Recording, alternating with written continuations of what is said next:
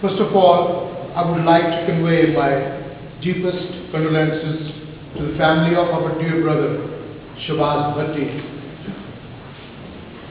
It is with a feeling of heavy heart and immense grief that we are gathered here at the memorial service of our comrade, our friend, and our martyred brother, Shahbaz Bhatti.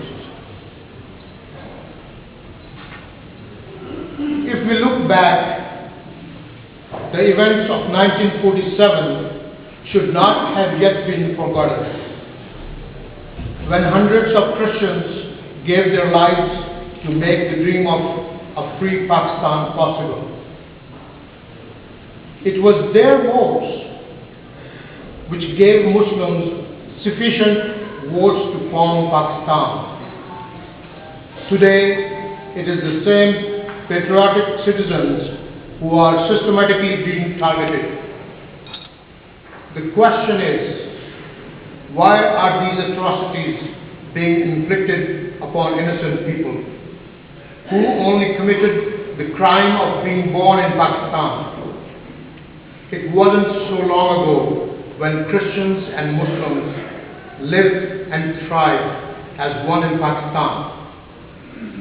But it is a few radicalized Muslims who are shedding the innocent blood of Christians. Unfortunately, it has become a common occurrence to destroy places of worship and murder defenseless Christians. These occurrences have now become the norm. They no longer generate any confrontation, and think, if intellectuals like Salman Taseer are being targeted for simply taking a stand for the basic human rights, then is it any hope for the average vulnerable citizen? Christians in Pakistan are losing their lives simply because they are practicing their religion and demanding the right to do so freely. Today, Shahbaz Bhatti's name has been added to the long list of martyrs who have given their lives to uphold their principles. He was the object of this brutal attack only because he chose to defend his principles, values, and beliefs.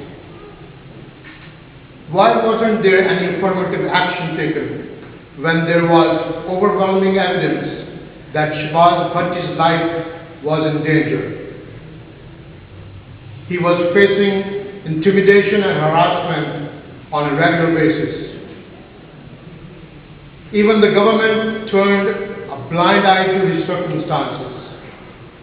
The question stands, is it not the government's responsibility to protect its citizens? Even facing the constant danger and threat of death, Shahbaz Bhatti demonstrated great courage in the line of such adversity.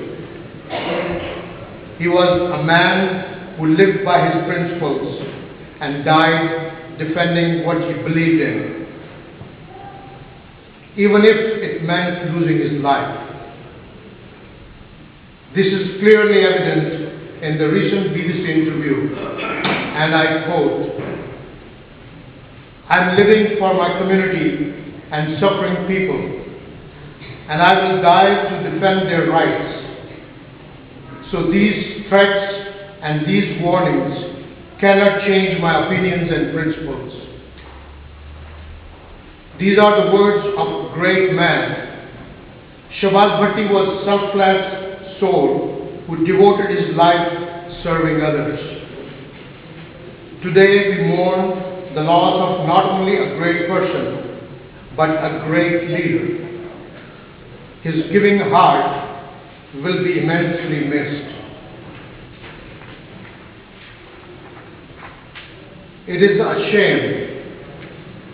Just a few people who have used religion as a tool to spread hatred and segregation to alienate the Christian population. These terrorists employ the classical approach of divide and conquer.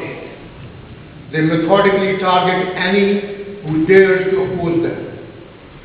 This campaign has successfully used the terror to inflict fear in the hearts and minds of average citizens. And if any average citizen is given the choice of being slaughtered or quietly disregarding the action of extremists, the answer is clear. No one will have any moral implications for turning a blind eye on the carnage taking place in Pakistan. How long is this going to go unopposed? When is the government going to take affirmative action against the terrorists who have claimed so many lives and tarnished the name of Pakistan? How many more Shahbaz Bhattis are going to be victims of selfless violence? The time is running out. We cannot let Pakistan turn into Afghanistan. I truly believe if proper actions are taken, we can once again bring prosperity and brotherhood that both Christians and Muslims enjoyed long before discriminatory laws and culture of hate came into existence. I strongly believe that Brother Bhatti did not give his life in vain. He will be remembered for every heart he touched and the difference he made in people's lives. Men like him are not born every day. He will always be remembered. We will carry on with his mission and not rest until we succeed. May his soul rest in peace. Pakistan Zindabad.